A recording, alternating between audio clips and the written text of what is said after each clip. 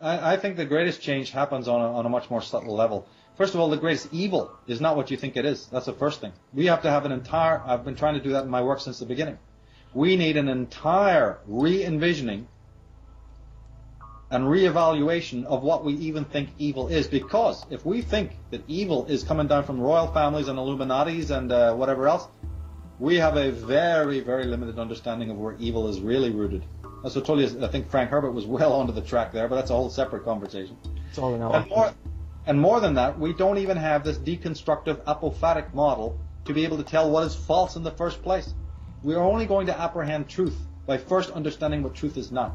And then to finish what I was saying about the other thing is that, look, the most message I can give to somebody, because remember, given that everyone's into different idioms, everybody, plays with a different fiddle, they hear a thing differently, they operate differently, their interests are different.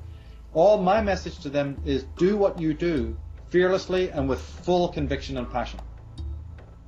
Because that's the first step. Because remember, if you don't remove the stone from the shoe, how the hell are you going to cross the mountain? Do you know how many mountains, how many people have been maneuvered away from their life path because of actually something when they look back and they go, that was incredibly insignificant?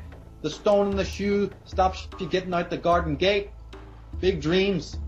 But you is hindered by a small grain of sand. It's that ability to see that small fatal flaw. Like Shakespeare said, the tragic hero is brought down by a single flaw that may have even started as a bloody virtue, right? So it's a different kind of setting. It's a different kind of understanding about the way this adversary works. While the adversary is creating Illuminatis, right, and Wizard of Oz's over there for the edification of the masses, how do you not know that the real pestilence hasn't been planted over here? See, I'm very interested in why global villages exist. I'm very interested in the roots of evil. And I'm no longer thinking it's just a matter of the big Goliath up there and the big shadow on the wall that everybody thinks is so awful. Yeah, it's partly that comes from somewhere. But there's a far more intricate mechanism. And there's a very intricate way to get out of it. And ultimately speaking, in a global context of the world having to deal with this problem, not just individuals, it is a healing process. And therefore I am absolutely optimistic because it takes time. Yep. Suffering and healing. Yeah. It's necessary. That's right. And then it's spending too much time. We addressed this in the second DVD of Architects of Control. It is fun to think what the goal will be, what kind of shining citadels, what we'll be doing. In a way, that's all right to a point.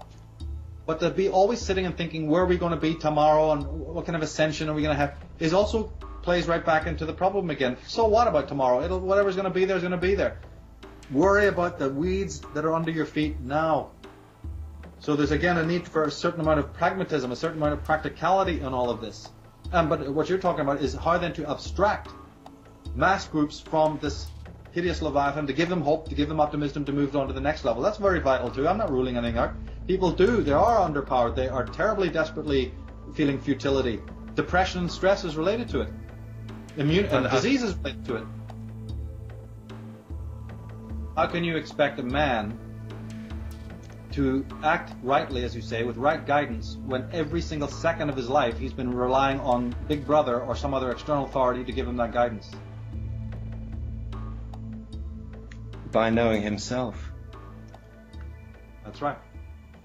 So the process is that people who have become so dependent on the lie, right, or the ideas of reality provided, packaged, and manufactured by this unbelievable system, to make them go cold turkey. I've talked about this sort of gray area between different states of consciousness. We're in one now, the so-called age of awakening that you, Mike, were asking about earlier in the beginning, is basically can be defined that way. It's a gray area between two great paradigm shifts. There are many, I believe, who will never be able to move through that because they're going to be they're so embedded in the old system, they can never change, and they will just fall with the previous system. And then there's those who are flexible enough to embody or be called by, let's say, awaken to the other kind of system. But the problem is that human beings don't even have now the basic rooting, cultural, racial, or other. They've relied on so many external authorities for guidance that the moment that you pull away those Saturnian, Martian, solar props, those handrails, they fall to pieces. Yeah. Or let's say in the middle of the fall, they're more ready to be vulnerable to a bunch of other charlatans who come in with mini props to say, no, over here. And what we got to look at, we kind of touched on this earlier, what we have to watch out for and be very, very vigilant now in the future is that they're, through the media and through various cults and sects and the promissory note of this leader and this guru and this cult, will, because community collectivism is rampant. The big solution when people start to fall apart is to re-collectivize. In fact, the global village is nothing more than the most extreme version of collectivism that you can imagine. It's the hardest and most,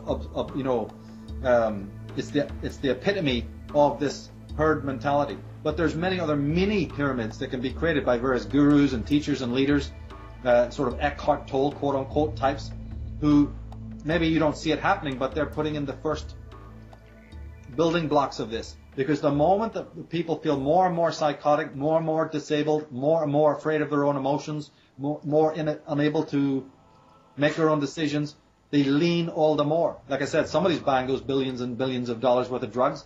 Somebody's stressed out to the max. Somebody's relying on the system. You can create a system, but people don't have to buy into it. I'm interested in why people are buying into the systems that Big Brother create without a whimper. Why they accept this smiling depression. It's because they're already being raped from within.